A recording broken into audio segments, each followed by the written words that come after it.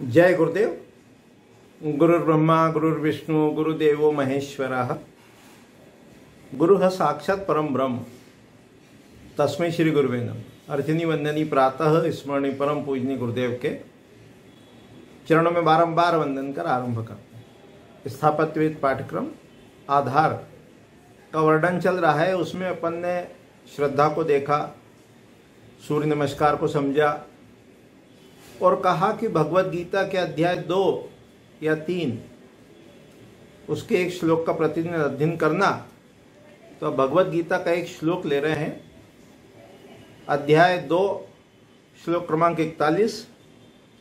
कहा व्यवसायित्मिका बुद्धिरेकैः कुरु नंदन बहुशाखा है अनंताश्च बुद्धयो अव्यवसायी नाम।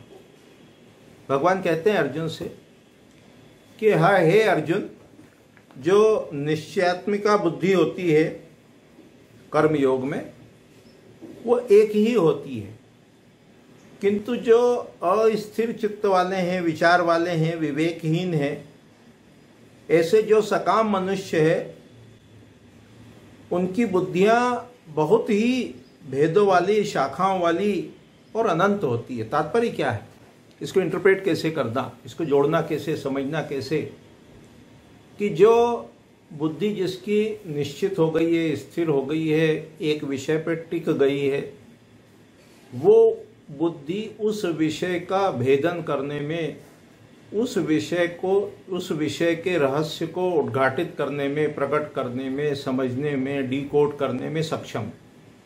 कैसी है बुद्धि? एकाग्र है, चित्त एकाग्र है, बुद्धि भी स्थिर है।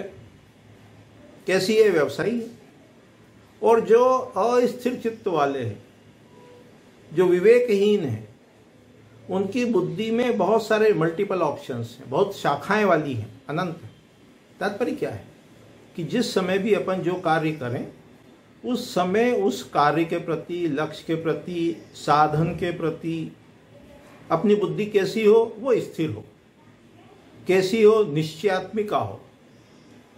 तभी हम अपने लक्ष्य को प्राप्त कर पाएंगे। देखो, जैसे अपने को वास्तु सीखना है, समझना है, जानना है, तो सबसे पहले उसका लक्ष्य अपन निर्धारित करो कि कौन सा वास्तु सीखना है, कैसा वास्तु सीखना है, क्या समझना है। अब आप कहोगे अलग अलग प्रकार का, तो हम कहेंगे नहीं, जैसे शास्त्र के अनुसार सीखना है तो अपन ने शास्त्र अनुसार वास्तु फिक्स किया, निर्धारित किया, निश्चित किया। फिर अपन ने कोई एक मार्ग पकड़ा, है ना, स्थिर किया, पहले बुद्धि को स्थिर किया। फिर शास्त्र में मान लो कई शास्त्र में वास्तु के मानसार है, महिमत है, मनुष्य चंद्रिका है, राजवल्लभ है, विश्वकर्मा प्रकाश है, सम्रांगण सूत्रधार है, ऐसे अनेक ग्रंथ हैं, अनेक परंपरा हो सकती है, अनेक स्कूल्स हो सकते हैं। मानसार में जब जाएंगे तो 32 आचार्य प्राप्त होंगे। मत्स्य पुराण में देखेंगे तो 18 आचार्यों का वर्णन अपने को प्राप्त होता है, भृगुवती वशिष्ठ। तो जो भी आचार्य है, स्कूल है, ट्रेडिशन है, उसको अपन ने फिक्स किया। अब उस शास्त्र को, उस पद्धति से अपन आगे बढ़ते बढ़ते बढ़ते बढ़ते लक्ष्य तक पहुंचेंगे, लक्ष्य को प्राप्त करेंगे। उसके बाद फिर आप दूसरा जो मार्ग है, शास्त्र है, उसको देख सकते हैं, उससे भी जा सकते हैं।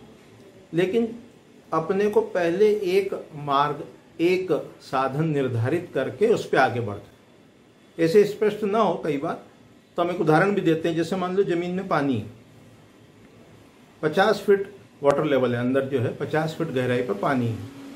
अब 50 फीट से कम गहराई के यदि आप बोर करोगे, बोरिंग मशीन से बोर करोगे, एक जगह बोर करा 30 फीट 40 फीट, पानी नहीं आया। फिर दूसरी जगह करने लगे 25 फीट, फिर तीसरी जगह करने लगे कुछ और फीट 35 फीट, 50 नहीं किया, तो क्या होगा? भूमि में से पानी अपने को प्राप्त नहीं होगा। लेकिन यदि एक ही जगह टिक कर बैठ गए, स्थिर होकर बैठ गए, और जब बोर करेंगे और 50 फुट की गहराई को वो टच करेगा, उससे अधिक और जाएंगे, तो पानी अपने को प्राप्त होगा। तो बुद्धि कैसी हो? बुद्धि निश्चयात्मिका हो। बुद्धि कैसी हो? स्थिर हो।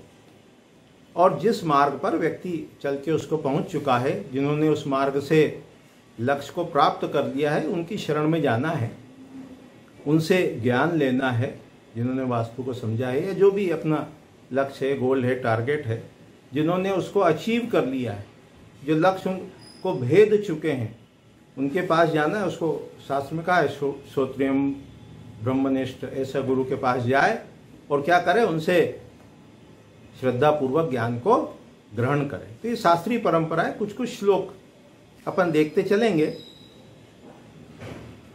अपने पाठ्यक्रम की जो पुस्तक है पत्राचार पाठ्यक्रम, उसमें ये विषय सब अपन ने विस्तार से दिए हैं। यहाँ भी अपन उसको देखने का, समझने का प्रयास करते रहेंगे, लेक्चर्स के माध्यम से, सुनने के माध्यम से। उसी में कहा है उत्तिष्ठ जागृत प्राप्त वरानिबोधित। क्या कहा है, उठो, जागो और क्या करो, अपने लक्ष्य को प्राप्त करो। वेद वाक्य है, उपनिषद का वाक्य है।